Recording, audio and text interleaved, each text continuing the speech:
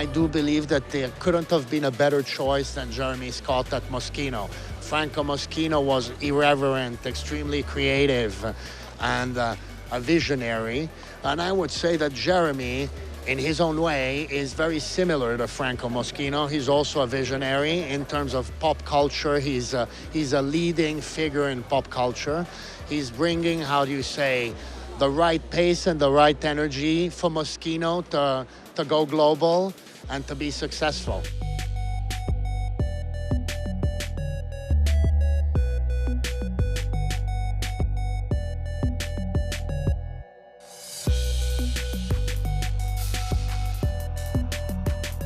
Oh, I think this show has so much energy. Now that Jeremy came, he really has reinvigorated it and made it vital and interesting for a young generation. I think that he really he's quite smart and studied and, you know, as you'll see in this show, knows about 15th century Italian history, but he also thinks like a kid. He likes to have fun. He's really brought an incredible spirit to Moschino back.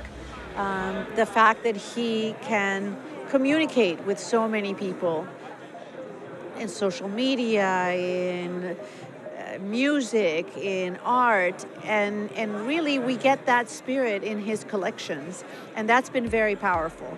And I love the fact that, you know, sometimes what we see here we can buy immediately. There's an immediacy about his clothes and an energy and an excitement and an element always of surprise. The first time that I met Jeremy was in Silver Lake in Los Angeles, and I then saw some of his shows, and I wrote that this could be a new Moschino. And I'm not just telling you this story, his mother still has the article that I wrote. So you can see I've been a fan, or at least interested as a journalist, for a very long time in his work. I think that everybody is looking for products that are easy and perhaps also with a little bit of fun involved.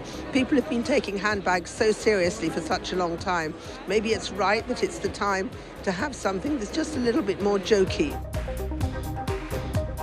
What I like most is that it's very unexpected. It's very different compared to all the other brands on the market.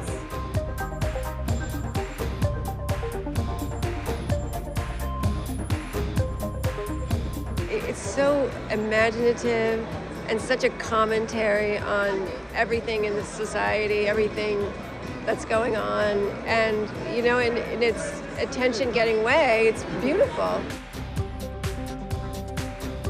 I think the best thing about Moschino is it's so authentic to the brand and it's so authentic to Jeremy. So it's a perfect combination of a brand that's been around for so many years and a designer that brings his own style to it in absolute sync with each other.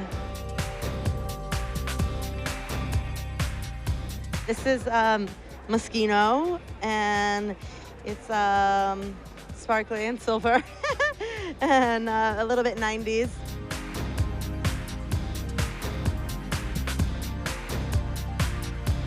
I like the fact that the way that it's been working with the burnout of the fabric, and I think it's a great way to end the day. I mean, it's fun, and I think that's what Moschino should be.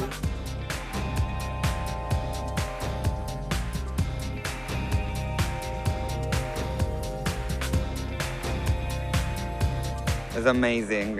It's very impressive and very, very contemporary.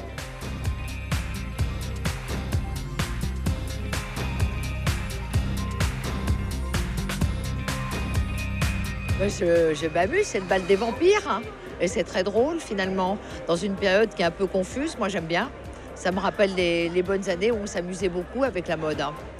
You know, I started out with the girl biker gang and the leather jackets and the motorcycle jacket, which is such an icon of Moschino and such an emblem, and the biker bag, which I've created, which has become an icon of the brand, and tearing it apart and putting an evening gown with it. And you have the biker jacket twisted and turning, and you have all these kind of juxtapositions of glamour and toughness and this attitude, the biker boots with the paint on them and the biker bags with the painted graffiti on them that say Moschino.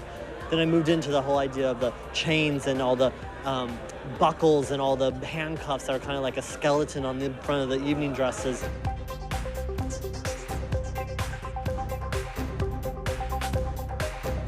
And then onto the bonfire of the vanities, which in 1497 here in Italy, they set fire in Florence to all that was luxurious, all that was decadent.